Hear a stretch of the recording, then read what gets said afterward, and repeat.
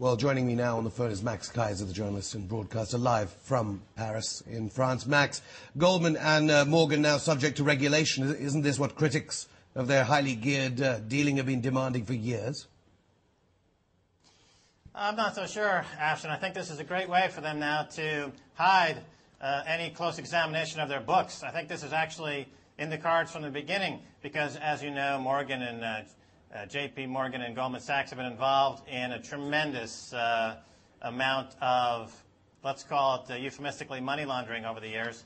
And now by becoming a commercial bank, I believe that this is going to insulate themselves from any real close examination because they're going to be behind the firewall, behind Hank Paulson's firewall. You know, Hank Paulson has effectively hijacked the U.S. financial system. He's no different than the 9/11 hijackers as far as I'm concerned. He's a financial terrorist.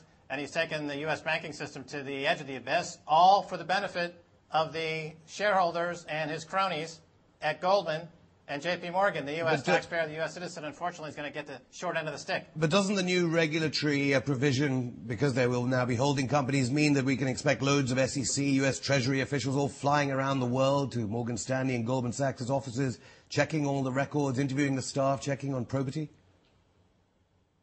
Yes, but at the same time, as this coup d'etat has taken place and given Hank Paulson dictatorial powers to determine what is, in fact, the information that should be disclosed or not disclosed, combine that with Bush's dictatorial powers to declare a state of emergency at the drop of a hat, I don't think we're going to see any of this information is going to see the light of day. It's just like, you remember Building 7 on 9/11 is where they had all those Enron records and those Twin Towers collapsing. Was kind of a cover to keep those records from being examined. You know, these guys will stop at nothing to keep their dirty laundry a secret. So even all the auditing companies, that now these banks will have to be scrutinized by under federal law. What auditing companies? The ones that have been discredited for the last 10 years and gone out of business, like Arthur Andersen, who was auditing Enron, for example. The auditing companies, the rating agencies, the Treasury Department, the Federal Reserve Bank, this is a criminal syndicate. This should be investigated under RICO. These guys are wholesale thieving of trillions of dollars.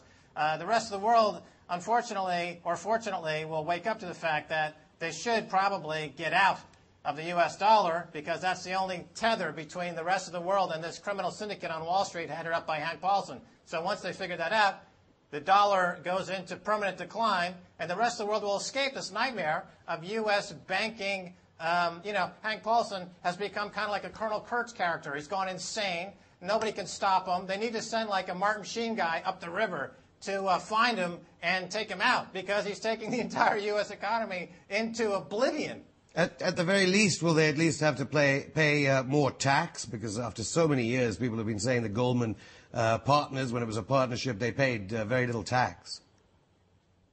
Are they going to be extradited from some low-tax country with a non-extradition agreement? They're not going to stick around in the U.S. when the Americans are going to have their pitchforks ready to go in and take back their country. They're not going to stick around for that. That's for somebody else to do. Will the poor of America now be able to open current accounts? Grandmothers with, $10 to spare at Goldman Sachs branch. Ashton, I don't think you're getting the full picture here. In order to bail out these crooks, the Treasury and the Federal Reserve will flood the economy with trillions of dollars, which will take the value of the dollar down to zero. Sure, you can open an account at Goldman Sachs with your $100 retirement fund. Unfortunately, that $100 won't buy you won't buy you toilet paper. Toilet paper is going to be, this is more valuable than the U.S. dollar in a few weeks' time. $100 a sheet. This is $100. I can make dollars right here all I want. Here's $1,000. Here's $5,000. Here's $1 million.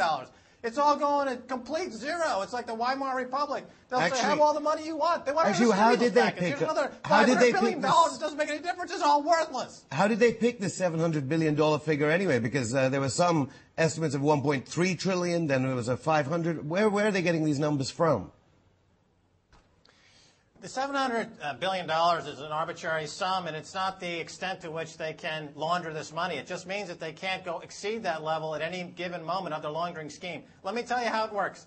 In other words, they got this $700 billion slush fund.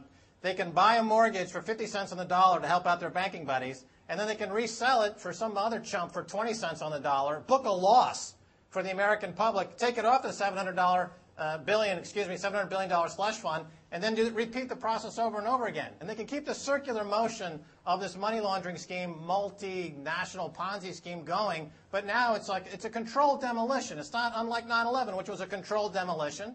This is a controlled demolition of the U.S. banking system. Hank Paulson has become the arsonist and pyromaniac in chief. His job is to, floor by floor, take the U.S. banking system down, take the U.S. dollar down to its absolute zero, and do so without upsetting his Chinese masters, his Middle Eastern masters.